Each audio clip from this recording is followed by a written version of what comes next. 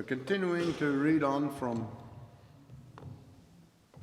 Srila Prabhupada Lilamrita, and then we'll have the Srimad Bhagavatam class. Abba, this is in this section of Prabhupada Lilamrita is and Srila Prabhupada in his student days when he went to the Scottish Churches College. And we were reading, I read yesterday a little bit. So it was mentioned yesterday that Prabhupada, even though he was going to college, Gormahan, his father, was not even though Abai at that time, who had worshipped Radha Govinda in his younger years, had now, because of college, had put the deities and put them in a box because he couldn't maintain the worship, and now was studying. But Gomahan wasn't too concerned, because he thought that now my son is studying, and he'll in some years to come he will enter the Grihastha ashram and become married with children, and so he has to have a good education to be able to go out and get a nice job and earn a nice living. And at the same time, he is not giving up his Vaishnava culture. He's not being overly affected by the Western way of thinking about things. So he is maintaining his position. So Gomahan wasn't too concerned about Abai at that time.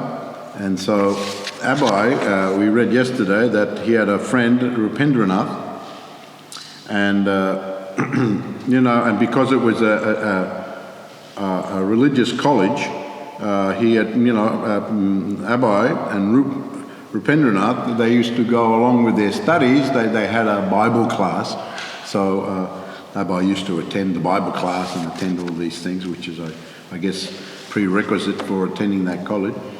But and he used to sit in the library and read all the different books. But Abai said to Rupen, actually, I don't like these things very much. But nevertheless, I am doing because I have to do my studies. So here we'll continue on. Abai studied the Western philosophers and scientists, yet they held no fascination for him. After all, they were only speculating, and their conclusions were not in the devotional mood and spirit of the Vaishnava training he had received from his father and the Vedic scriptures. The sudden access to the wealth of Western knowledge, which created in some an appetite to study deeply and in others a desire to get ahead in the world through good grades and career, left Abai untouched. Certainly, within his heart, he was always thinking of something religious, something philosophical or devotional about God. And yet, as a Scottish Church's college man, he gave his time and attention to academic life.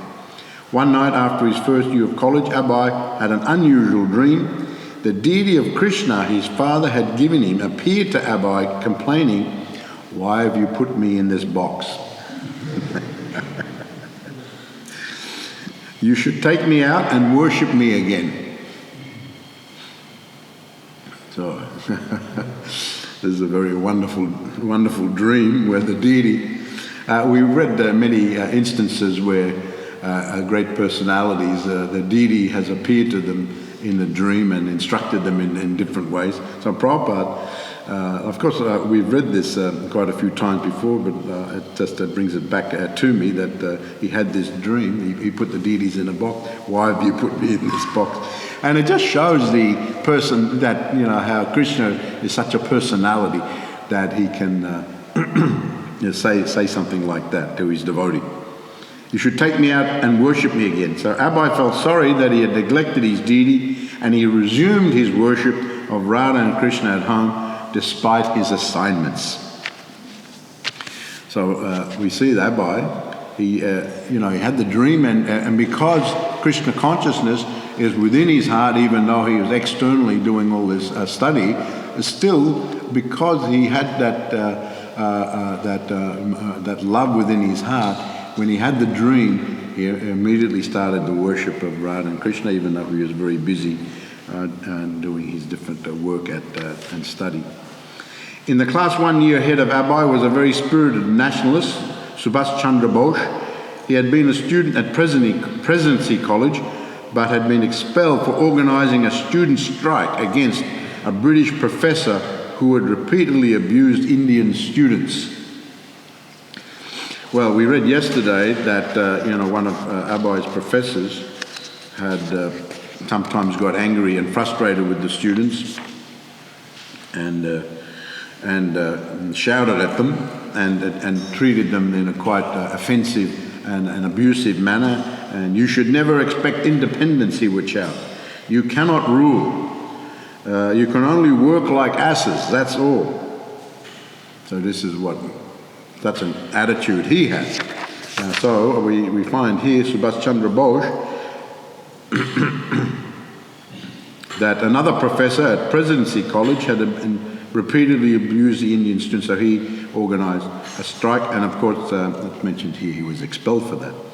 At Scottish churches, Bose appeared to be a serious student. He was the secretary of the Philosophy Club and was working cooperatively with Vice Chancellor Urquhart. From Subhash Bose and others, Abai heard talks of Indian independence. He heard the names well known in his native Bengal, Bipin Chandra Pal, who had fought to repeal the Arms Act, Surendranath Banerjee, who had startled the British with his agitation against the 1905 partition of Bengal, Lala Lajpat Rai, and most notably Mohandas K. Gandhi. Scottish Churches College was strict in forbidding anti-government propaganda, but the students were sympathetic to the cause of Home Rule. Although there were no open signs of rebellion, students sometimes held nationalistic meetings in secret. When Subhash Chandra Bose urged the students to support the Indian independence movement, Abai listened. He liked Bose's faith and spirituality, his enthusiasm and determination. Abai wasn't interested in political activity, but the ideals of the independence movement appealed to him. So, many Bengali speakers and writers expressed India's drive for independence, Swaraj, as a spiritual movement. For the nationalists, political emancipation was analogous to the soul's liberation from material bondage. Abai was interested in devotional service to Lord Krishna, the absolute truth, a conviction he had imbibed from his father and maintained since his childhood, whereas Indian independence was a temporary, relative truth. But some of the leaders of Swaraj, while admitting that the Vedic scriptures were indeed absolute, asserted that the original glory of Indian culture could not shine forth for the world's benefit until India became free from the stigma of foreign rule. The foreigners, they pointed out, blasphemed and castigated the preeminence of India's culture. And that was quite true, castigated. And I was saying yesterday, in the history of the rule of the British in India, they had plans to subjugate, and I was saying yesterday, through the education of the children and the college students, that was one means they suppressed. They would have the studies, but along with that they would integrate messages of the superiority of British culture and the inferiority of Indian culture. And they had their professors learn Sanskrit to study the Vedic literatures, but really with an eye to lambast them and find fault with them and point that out to the Indian people. So they had many worked out, very conscious arrangements to subjugate the Indian population. And, you have to remember at that time, I don't know if India's population was 1 billion at that time, but it was certainly a huge amount of people living in India. And the British, by comparison, were a small populated country. But nevertheless, they had their military and the navy and all sorts of things they were able to conquer there. And so they wanted to reap the benefits of the land of India. And we were saying yesterday, much of the colonial conquest, the different countries, the Dutch, I was saying yesterday, the Dutch were in Indonesia for 300 years in Indonesia. And they, of course, being the colonial power there, they used to take things from Indonesia or India or from South America or wherever, or Africa, and they take it back for the benefit of the home country. And so they was very much in their interest to remain as the rulers there. And to do that, they didn't want any uprising, and they were especially mindful of watching it in the colleges, because quite often, as students, some of you have been through college. When you're a student, there's a lot of that kind of mentality and attitude. That fervour is there in the college to, for change and improve things, and sometimes in a very radical way. So that's quite common in those years of someone's life, that they're just like got an attitude like that. So this was certainly the mood here. And certainly there was abuse going on, although Prabhupada did say that there were some advantages that the British brought to India and introduced. He often quoted that it was due to the British idea of the railway, how to run the railway, the Indian railway. They got that idea from the British, and also the form of the government and everything like that. They got a lot of ideas from the British. So some good things and some bad things, but definitely the mood was subordinate, and they weren't going to tolerate any uprising. And we read here that Subhash Chandra Bose, he protested and organised this strike, student strike. It was a student strike. So then he was expelled. They weren't going to tolerate that against one of the professors. And now he's organising this Indian independence movement. We'll read later on when after Abai met Srila Bhaktisiddhanta Saraswati Thakur, and he had become a follower of Gandhi, and he had joined that movement, and he presented that to when he heard Srila Bhaktisiddhanta speak of Lord Chaitanya and the Krishna consciousness. He actually brought that up. How can we pursue that when we're a subjugated nation and we cannot, even our own culture is subordinated, so how we are able to, and then of course Srila Bhaktisiddhanta very expertly explained that is not dependent on who the rulers are, it is beyond all that. So we see that later on he gave up being a member of the nationalist movement of Gandhi and became a follower of Srila Bhaktisiddhanta Saraswati Thakur. So Srila Prabhupada ki jai.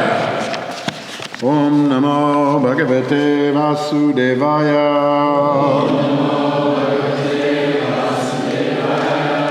Om Namo Bhagavate Vasudevaya.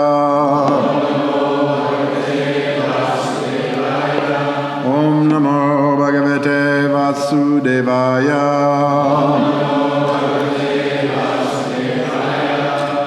This morning we're reading from the Srimad Bhagavatam, Canto 4, Chapter 16, Text 27. And I've just lost this. Who's in charge?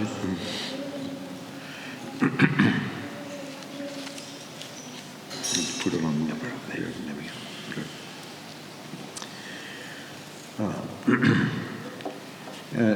Disho Vijitya Pratiruda Chakra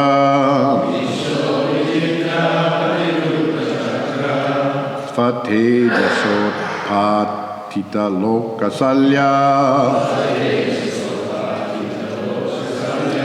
Sura Surendrai Upagiyamana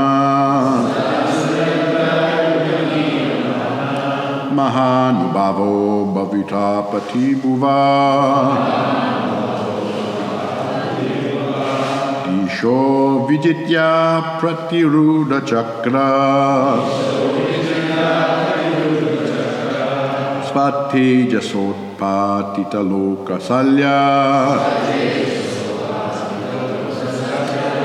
Sura Surendrai Upagiyamana Mahanubhavo Bhavitapati Bhuva.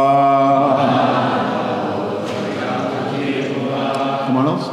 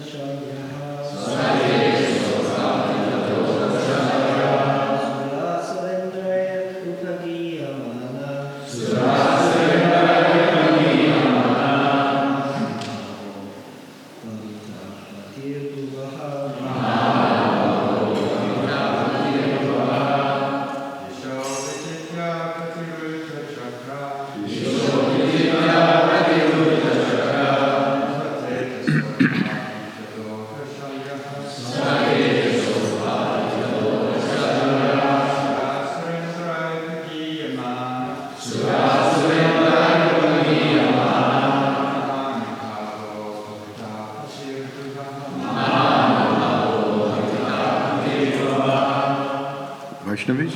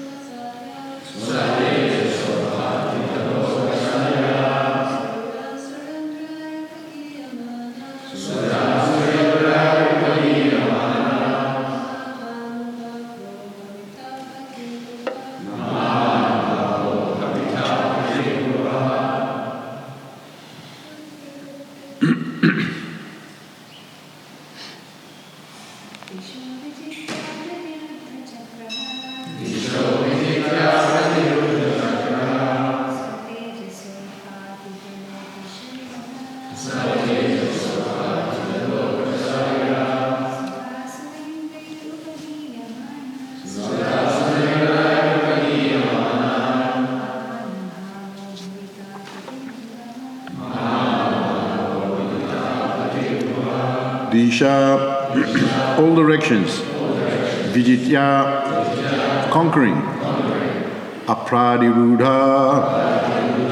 without check. Chakra, his influence or power. Svatejasa, by his own prowess. Utpatita, uprooted. Lokasalya, the miseries of the citizens. Sura, of demigods. Asura, of demons.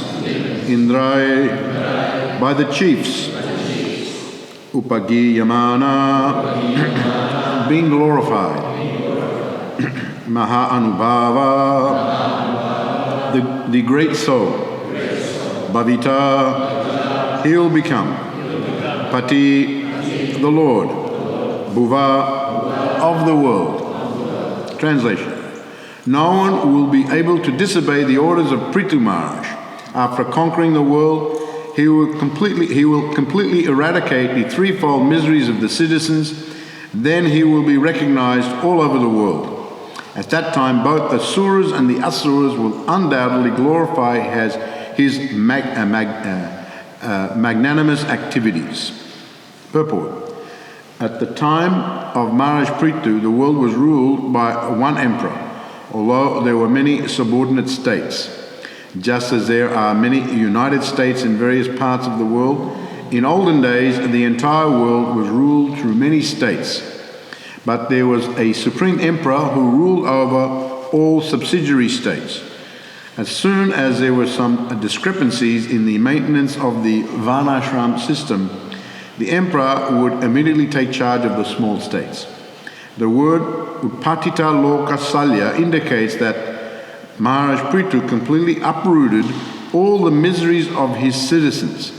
The word Salya means piercing thorns. There are many kinds of miserable thorns that pierce the citizens of a state, but all competent rulers, even up to the reign of Maharaj Yudhisthira, uprooted all the miserable conditions of the citizens. It is stated that during the reign of Maharaj Yudhisthira, there did not even exist severe cold or scorching heat, nor did the citizens suffer from any kind of mental anxiety.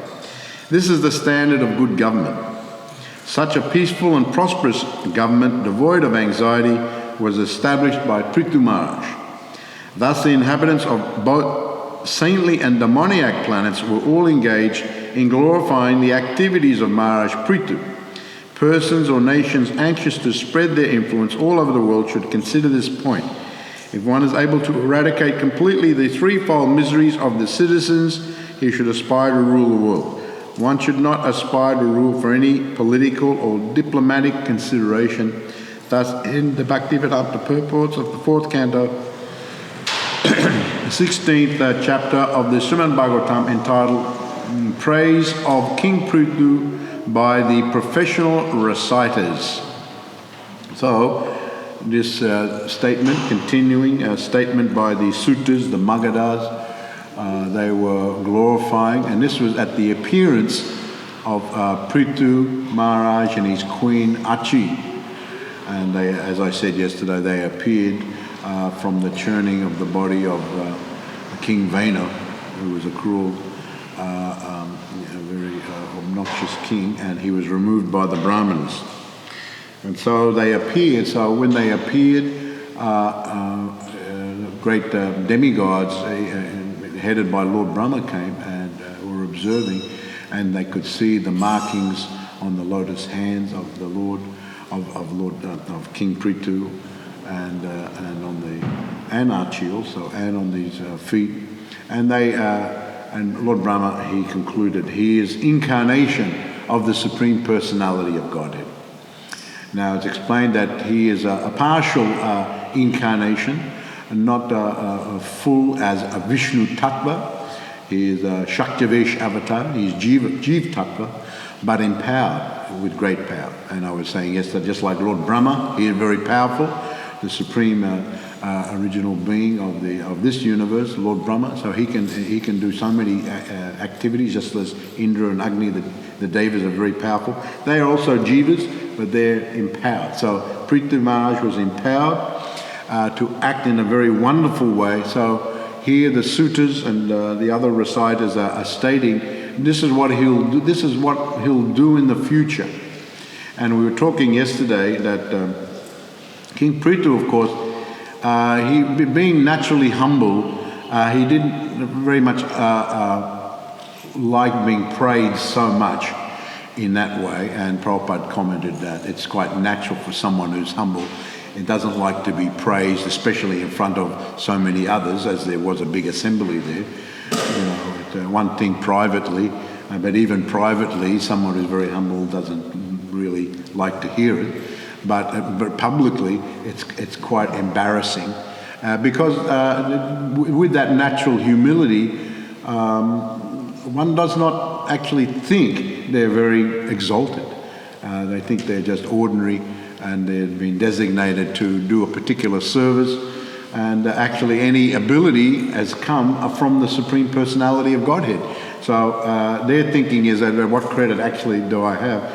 Any ability or qualification I have is given to me by the Supreme Lord. And so if you want to glorify someone, glorify the Supreme Personality of Godhead. And that we saw with Prabhupada. He was so wonderful, humble, and he never presented himself as some sort of incarnation, God. I am, some others were presenting themselves like that. I am Krishna, come again. I am Rama, come again. There was a very popular guru who, at the time of Prabhupada, who presented himself like that he was Krishna, come again. I am Ram, come again. And so he was promoting that everywhere. And Prabhupada had some choice words to say about him. And so, saying he's Krishna, come again, and Rama, come again. And so he said that he didn't mince his words as far as that individual is concerned. So, but Prabhupada never presented himself that way. Actually, he presented very humble, and he would, when someone would praise him, he would say, it is all by the mercy of my Guru Maharaj, Srila Bhaktisiddhanta Saraswati Thakur. It is by the mercy of the Supreme Personality of Godhead. It is by the mercy of Radha and Krishna. So, if one is always thinking like that, then one can remain humble. One can remain humble. And indeed, when the universe was first created and Lord Brahma had the darshan of the Supreme Personality of Godhead, he asked, he mentioned to the Lord that now that I've been empowered by you to do so many things, I'm a little bit concerned that I'll get puffed up because of this power. So that is a concern for anyone who wants to make advancement, spiritual advancement, to remain humble, because if one's puffed up, then that's not very good. One's very proud. Then when you're proud, then you become arrogant. When you're arrogant, then you become offensive. It just follows one thing after another. So the last thing you want to do is become offensive, have a puffed up opinion yourself. So Krishna actually told Brahma that if you always think in this way, that you are my servant, and always remain fixed in your mission that you've been designated by me, then you will remain humble. But we saw, later on Brahma did, when he took the cowherd boys and hid them, and that every now and again, just at least that one time, he became a little affected. But more or less, Lord Brahma has remained humble because he got that direct instruction from the Supreme Lord. So that is the way, really, to remain humble. I've been asked this question quite a few times over the years. How do we remain humble? You have to always be thinking of what your actual position is. If you're identifying with something that you think you are in this world, then that will not really help you to be humble. You'll get affected and you'll get puffed up. And in this world, because people are mainly in the mode of ignorance and the mode of passion, especially in this Kali Yuga, they get puffed up over the slightest thing. They'll get puffed up, and you buy yourself. I had a friend that he got this, what he thought was this fantastic new jacket. And so he wore around the jacket and he thought he was some kind of cool guy. And he thought because he was wearing this jacket, all the girls would fall in love with him, and that's the way he promoted himself because of that jacket. And he hardly ever took it off because he was so identifying. We had to practically drag it off him. And he became kind of a different type of person because of that, what we call the stupid jacket. So, people over the slightest thing, over a jacket or, a dress or the way you make your hair or anything like that, you can become very puffed up. I've got my hair in a certain type of way, I'm puffed up walking around. And I was saying yesterday, generally there are 4 categories, Janmeshwara, Shuddhasiddhi. You can become puffed up because of your birth, your high family, big family, influential family. You can become very proud. Or, your money, how much money you have, Janmeshwara, Shuddha, your learning, your education, you can become puffed up. And your handsome or your beauty.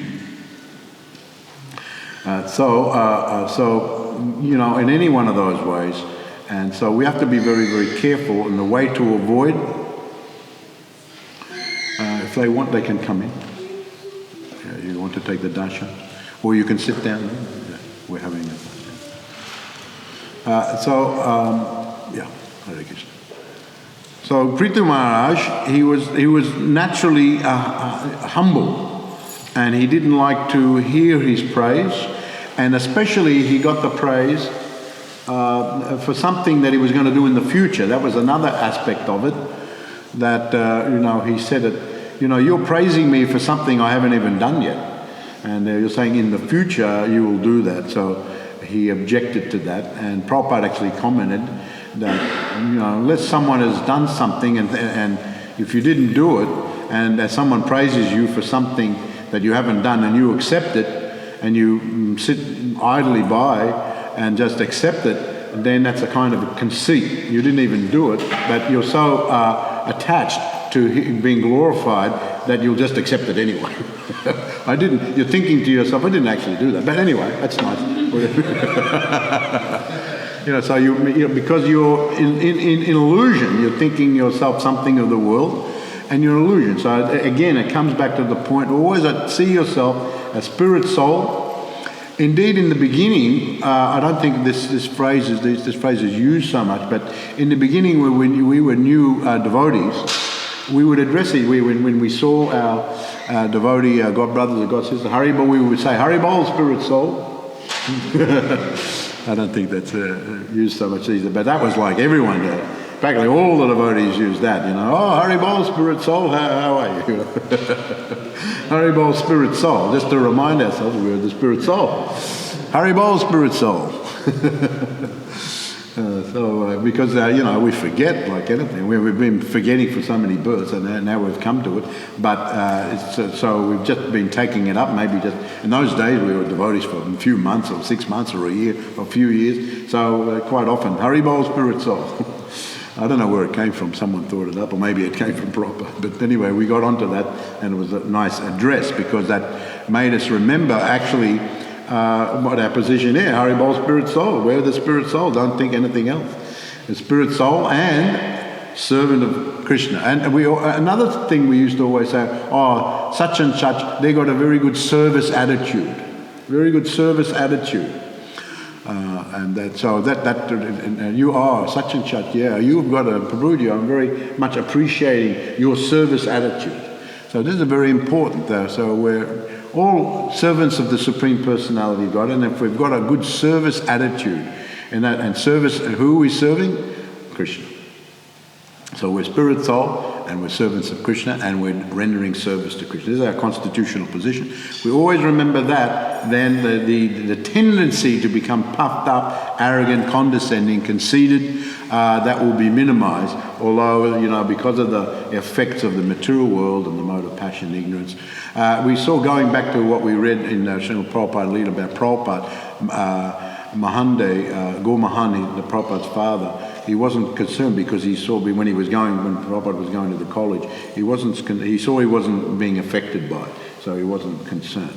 So that's not so easy to be, and many of the devotees are working outside, having to mingle in so many ways, and to remain Krishna conscious is not so easy. Prabhupada used to tell us that, especially he would tell his Grihastha disciples, he said, if you have a good sadhana in the morning, and if you can come to the temple and attend the program, and you chant all your rounds before you go to work, then you'll be fixed for the whole day. You'll be fixed for the whole day. And sometimes you might not be able to do it. I know sometimes Srila Prabhupada, we read that he would do, maybe he'd have to go early somewhere, and he'd do 4 rounds, and later on he'd do another 4 rounds, and then he'd do another 4 rounds. So all day long he was doing rounds. But he did tell us that if you can do in the morning, then your day will be good, and no matter what happens, you won't be so affected. Although, in the Nectar of Devotions actually stated that the material world, especially in the Kali Yuga, is so difficult a place to live in, that even the great exalted pure devotees are disturbed in a sense as far as their material situation. That can be disturbed. Internally they're not disturbed, but they are disturbed. They are feeling that disturbance because it's such a place. And it's mentioned here today in today's verse, in the purport rather, that Prithu Maharaj uprooted, what was the phrase? The piercing thorns. Yes, the Prabhupada translates. Utpatita loka salya. The word salya means piercing thorns. So certainly life, there are many piercing thorns. There are many kinds of miserable thorns that pierce the citizens of the state. So that's life in the world, and especially, they come in adi-daivik, adi-bhautik, atmic, klesha. These are miseries, natural disturbances, and miseries of your coming from yourself, your own mind. But here, Prabhupada goes on to say that Prithu Maharaj was such a good emperor.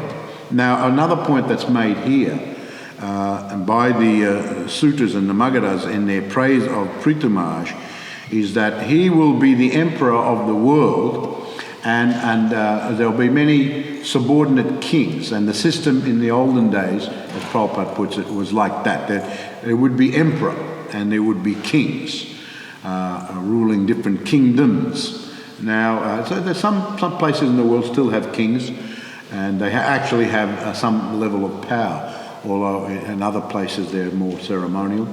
But there are some places where the king does have some measure of power. They're actually administratively in charge. But in the olden days there was king, and there was monarchy, and above the king there was the emperor. Emperor is above the king. I always remember Prabhupada, he was giving a class one time, and in Melbourne actually it was, and someone said, here's a newcomer, and Prabhupada was giving Bhagavad Gita class, and he said, he must have read some Bhagavad Gita. Your Divine Grace, he said, it said in the Bhagavad Gita that the Raja Yoga, that is the king, not the Bhakti Yoga. The Raja Yoga is the king of the yoga. So Prabhupada said, yes, the Raja Yoga is the king, but the Bhakti Yoga, it is the emperor. He said the king is always subordinate to the emperor. That's everyone laughed. We were waiting. Prabhupada always could answer anything about anything. He always had the answer for it.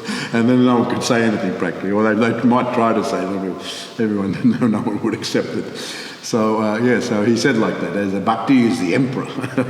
So the kings are always subordinate to the emperor. And so it was this. Now in the modern situation, I think in New Zealand here you just have the Prime Minister and you don't have states or anything, it's just the one country.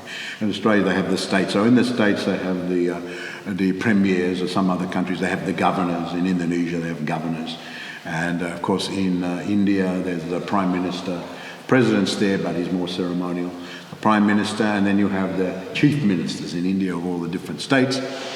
And interestingly enough, I remember when the devotees opened ISKCON Pune, and many of us were invited to go for that. And the president came. The president of India at that time came there, and it was a big thing. He came with many special. He has a special guard. Military, they all came with machine guns and that. He has a contingent. Wherever he goes, they go. They're like special forces. And so there were hundreds and hundreds of them. And so then they had to do the bomb sweep, and all the devotees had to go out of the temple for a whole day while they swept through and did all this security check. And so, but the protocol was that wherever the president or the prime minister, in India they have this protocol, if the president goes somewhere or the prime minister goes somewhere, then the chief minister has to go. If it's an official function of the president or an official function of the prime minister, then the chief minister of that state where the function is, he has to go to that function. That is the president. So in that instance, the chief minister of that state came also, and he had his security contingent also. And so it was just teeming with security guards all over the place. We couldn't even get in the temple for a day and a half. We couldn't even get in while they did all their checks and everything like that. And even for the program, I remember with the president, there was not all the devotees were invited, only a special smaller crew of devotees, and their security wanted it that way. We don't want the big crowds in here. When they're there, only a small crew can come here. So a special arrangement. So in the modern era, that you have like that. The system is kind of the same as in the olden days, where you have someone who's ultimately in charge, and then those who are in charge in different states or provinces or areas. And so, but the difference is that there was monarchy before, the kings and the emperor.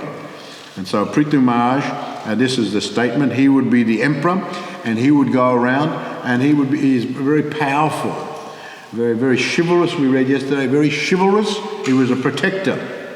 He was a protector, chivalrous. I was saying, especially to the women, to those who were vulnerable, the children, the elderly, the women, and to anyone who was vulnerable, but to all the citizens. He was especially a protector, and so he was very,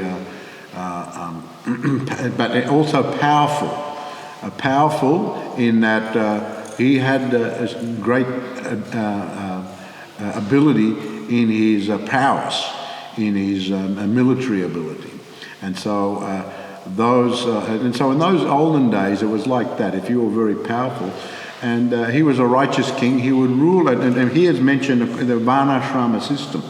The rule was the Varnashram system that is given by the Supreme Personality of Godhead. That is a dharma. And so the kingdoms would go on according to the principles of Varna and Ashrama. And so the king had to make sure, and Prithu Maharaj being the emperor, he would have to make sure that the kings were overseeing the kingdom according to those principles.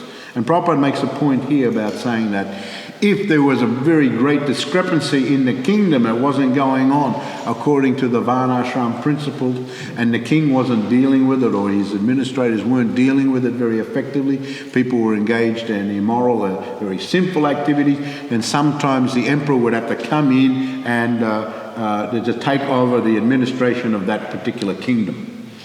And so that was the system. And so King Prithu would do that if there was some discrepancy, because he was the emperor of the whole world. There was many kingdoms everywhere. So that he would travel around, make sure everything was going on, and they were doing their service in that regard. So we still have situations like that in the modern era.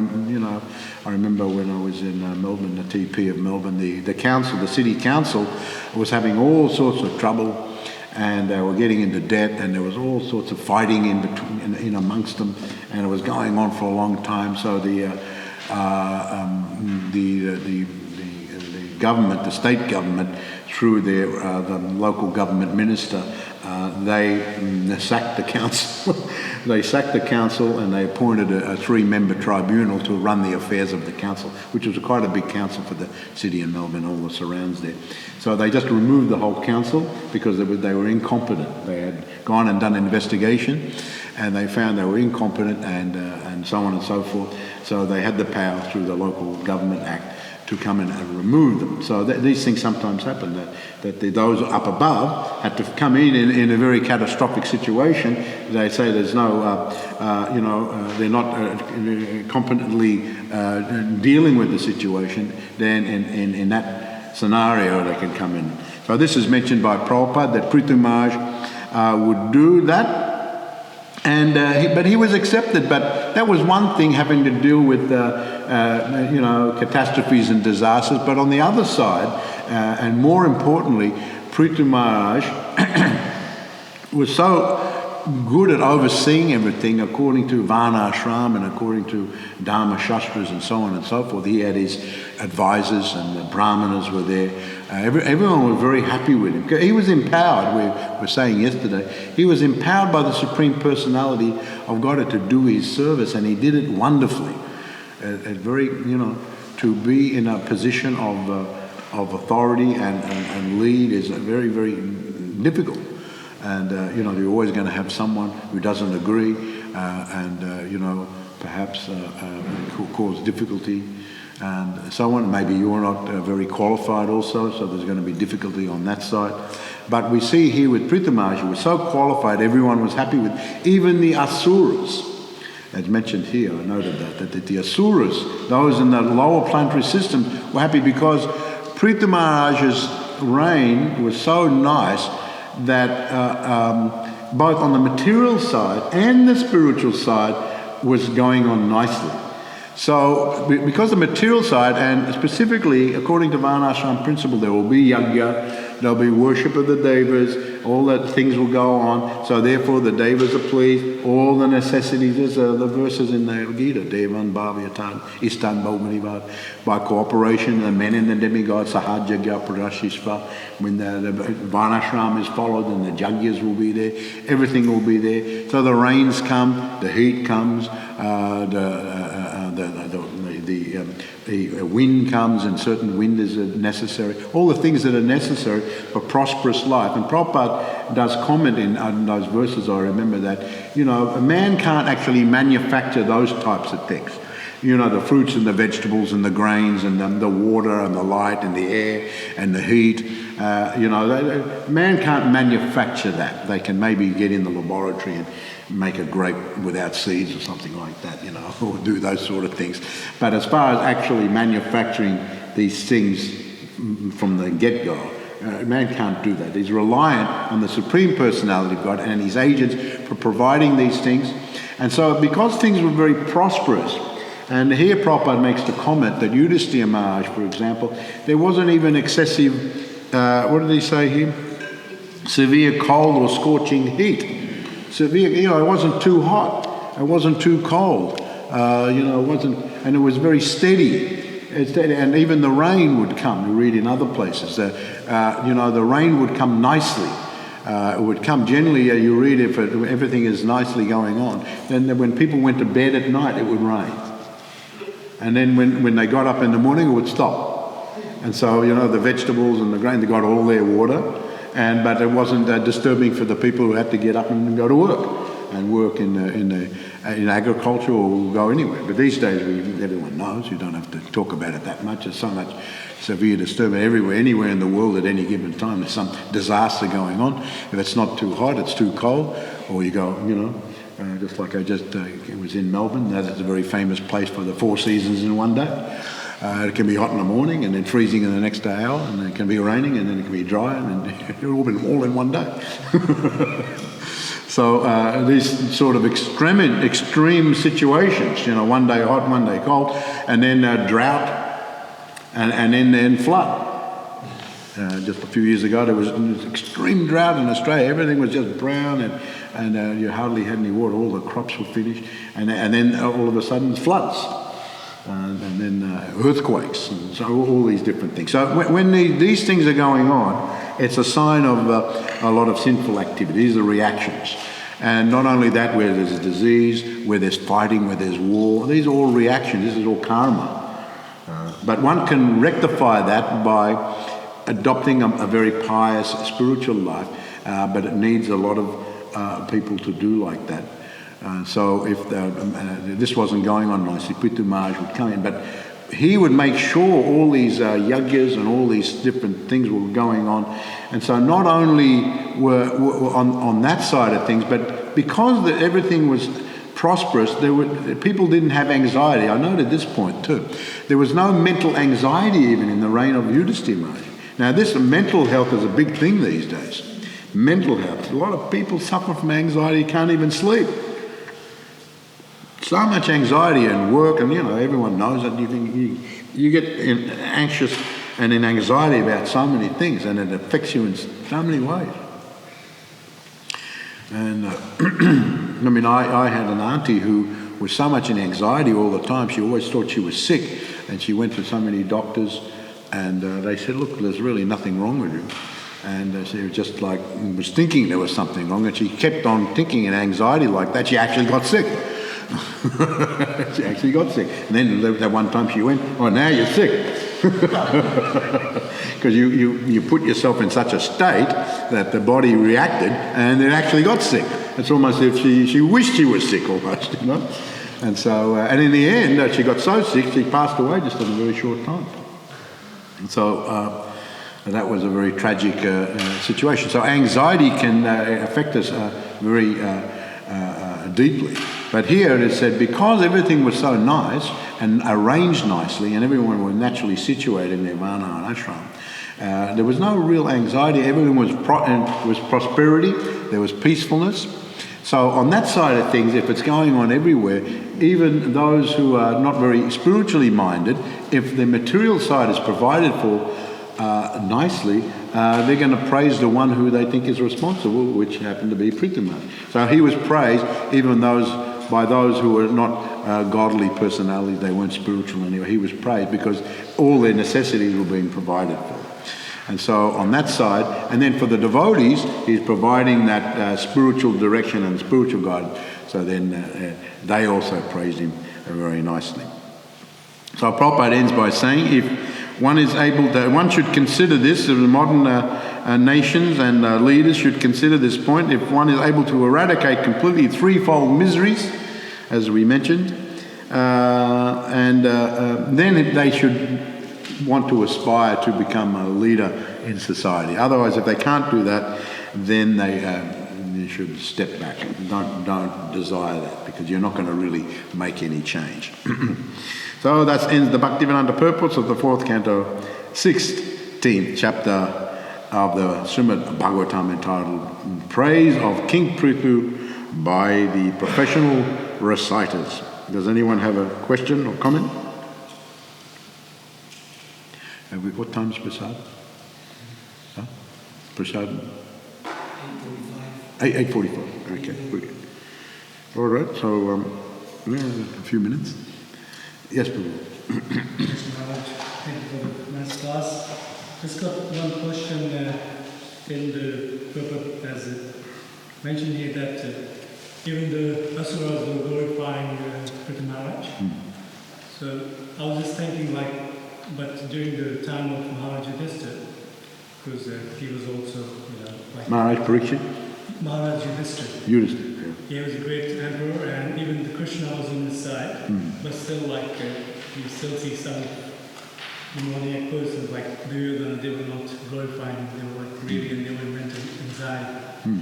So yeah, that question came in my mind. Why is that during the time of Maharaj Yudhishthira? Now, as far as Duryodhana, in his reign, actually, as mentioned, he was a good ruler. And as far as ordinary activities and Dharma Shastras and things like that, everyone was actually quite happy with his arrangement of things.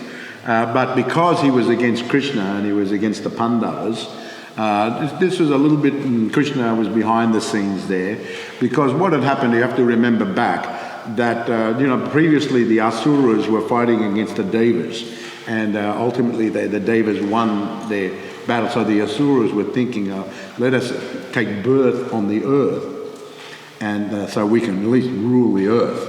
So they took birth. So this was because the Asuras were coming up, and they were creating a little bit. So therefore Krishna descended, and therefore the situation was righted in the particular way that it was. So sometimes it comes up, it flares up, but then Krishna arranges it to straighten out again.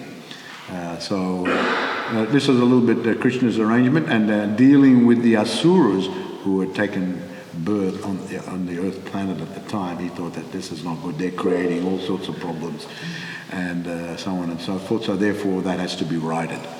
But normally, generally speaking, this was a little abnormal situation at that particular instance. But generally speaking, when there's a good king like Prithu Maharaj, and previously there was King Vena. King Anga, his father was good, but King Vena came. So, these things happen. Generally speaking, when there's a good rule, we can live very peacefully and prosperous. But after all, it is a material world. You're not going to have 100% peaceful. We want a good percentage, but material world, you can never have 100. There's always going to, even in the heavens, there's going to be a disturbance. Some asuras are going to want to challenge the demigods. So this just shows if you really want 100% peacefulness and prosperity and blissful life, it's not here.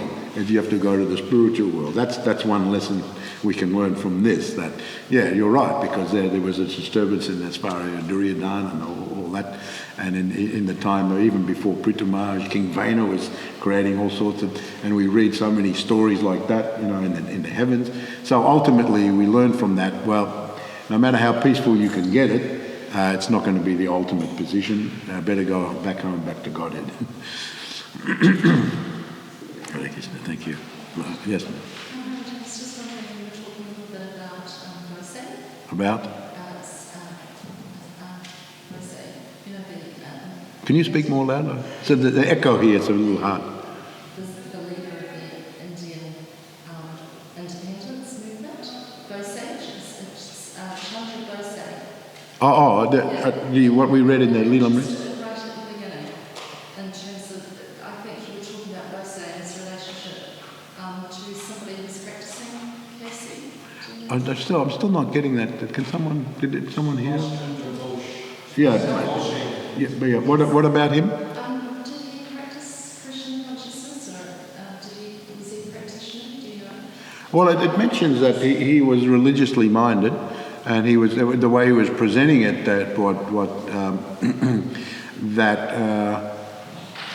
The idea was to revive the culture of India, which was a Varnashram spiritual culture, and so that was his idea to do it.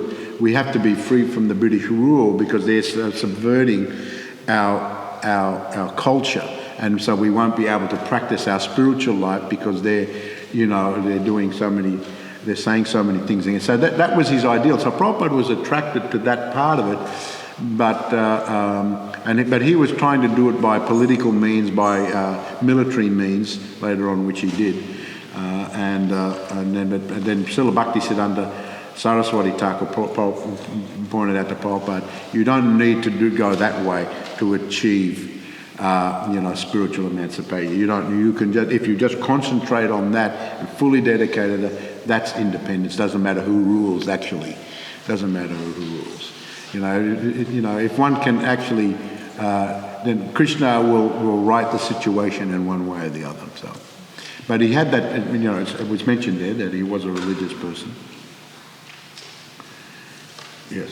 When I joined this, my temple president, he told us that Raghunath Das Goswami used to pay his obeisances 1,000 times every day. To where?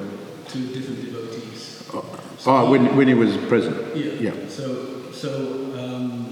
So he told us we should at least pay our obeisances 10 times a day to different devotees. So he himself practiced that, and he showed us the way. So we did that also. Oh, good. Yeah, well, that'll keep you humble. When I brought some friends to the temple when I was first coming, and it was my friend, and he brought his girlfriend, and we took them to the Sunday program. I'd been a few times already, and then we left. And in the car, I said, "Well, how did you like it?" "Oh, the food was real good." The food was good. And the girlfriend said, "Well, I don't know, but there's all this bowing down. It's bowing down. It's too much. It's too much bowing down." And of course, I always knew I really didn't know how to answer that. And I said, "Well, that's just something they do. They bow down. They bow down a lot." So yes, but Prabhupada explained that this is just to keep us humble. Bowing down. It's not one doesn't feel that they have to bow down, but to keep us humble. And in many cultures, in Japanese culture, you bow down. So that's in the culture, and especially the king. Someone told me in Samoa, when the king passes by, you have to. If the king's car goes past, you have to stop and you have to go like this. So in some cultures it's still there. So in general, paying obeisances, that keeps us nice and humble. And if you're sincere about that, that'll be all the more better. But even if you're not so sincere as you maybe should be, still bowing down is helpful. Reminds you of your position. You're very, very humble. All right, I think we have to finish there. Jai, all glory to Srila Prabhupada ki jai, Sri Radhagiri Hari Bhagavan ki jai, Go Premanandi Hari Hari Bol.